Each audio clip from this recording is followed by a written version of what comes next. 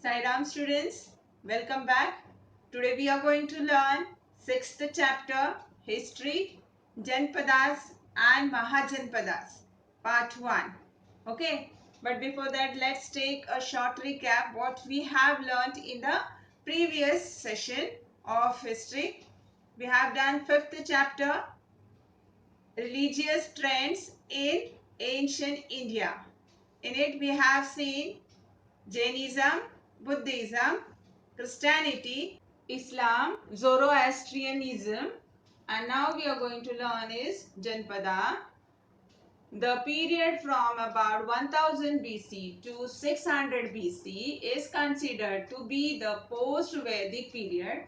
It is in this period that the Janpada came into existence. This means, students, the post-Vedic period is considered from the period about 1000 BC to 600 BC, and in this period the Janpadas came into existence. Okay. Next point. Janpadas were the many small states that spread from today's Afghanistan, which is to the northwest of the Indian subcontinent, to Bengal and Odisha in the east and to Maharashtra in the south. This means, students, many small states that spread from Afghanistan, which is to the northwest of the Indian subcontinent, to Bengal and Odisha in the east and to Maharashtra in the south were the Janpadas. Okay. Now the next. The Janpadas called Ashmak occupied a part of today's Maharashtra. The names of this Janpadas can be found in Sanskrit, Pali and Ardha Magadhi literature. Okay. This means, students, the other name for Janpadas was Ashmak. It has occupied a part of today's Maharashtra, and these names of Janpadas can be found in Sanskrit, Pali and Ardha Magadhi literature. Literature means the written work. Next. One can also find information about them in the writings of Greek historians. Some of the Janpadas were monarchies, while others were republic. So students, in the writings of the Greek historians, one can also find informations about them. Some of the Janpadas were monarchies. Monarchies means a country that is ruled by monarch, and monarch means a king. While others were republic.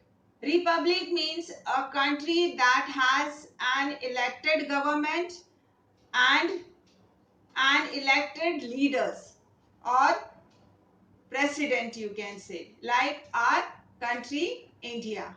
Okay, now the next. Some Janpadas had a Gana Parishad of senior citizens. Members of the Gana Parishad came towards for discussions and made decisions regarding administrative issues.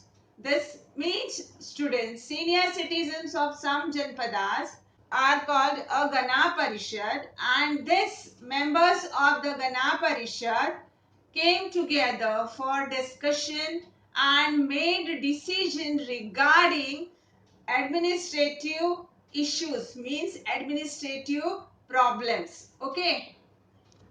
Next, the place where these decisions took place was known as Sansthagar. Gautam Buddha hailed from the Shakya Republic. Every Janpadas had its own coinage. This means, students, Sansthagar is a Pali word and it was used for General Assembly. Okay. General Assembly Hall of a particular Gana Sangha. So Gautam Buddha was from Shakya Republic, and every Janpadas had its own coinage. Coinage means the system of coins used in a country. Okay. Next, some Janpadas gradually became stronger and expanded their geographical boundaries. This means, students, when some Janpadas became stronger and expanded their geographical boundary, such Janpadas came to be known as Mahajanpadas. Okay. So, they were known as Mahajanpadas. Next point. From the literature of that period, it is clear that up to the 6th century BCE, 16 Mahajanpadas had acquired special importance. Okay, this means from the written work of that period, it is clear that up to the 6th century BCE, total 16 Mahajanpadas had acquired special importance, and they were Koshala, Vatsa, Avanti and Magadha. Among them became more powerful. Okay, students. Now next, what we learned today, we have learned Janpadas. Now next we are going to do the activities, fill in the blanks. The period from about 1000 BC to 600 BC is considered to be the dash period, and it will be post-Vedic period. Okay. Now the next, the names of this dash can be found in Sanskrit, Pali and Ardha Magadhi language.